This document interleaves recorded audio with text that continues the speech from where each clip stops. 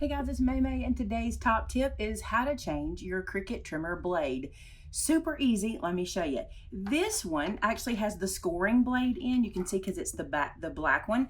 I put it in here just so I could show you because I don't really need to change my blade, so I'm just putting this one in to start.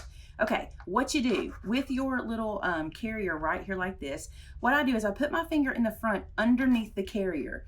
Do you see how I kind of let my finger get underneath this? And with this shut, I pull this off and it reveals the blade right there. That's what I want it to do. So now I open this and remove my old blade, okay? And then I bring in my fresh new blade, and this is actually a cutting blade because that's what we're putting back in. Here's my new blade, and I close the little door on it. To me, this is the easiest way, and it keeps my hands free from the cutting blade. Then you just line this up. Do you see this little space right here? It matches the shape of your blade. So you just turn this over, line it up, and press it down. Doesn't really matter which way you put this up or down because you have the same marks all the way around. So once you do that, you've got your blade. Everything's good. You're back to work. So that's today's top tip, changing out your Cricut trimmer blade. Hey, thanks guys. Talk to you again real soon. Bye-bye.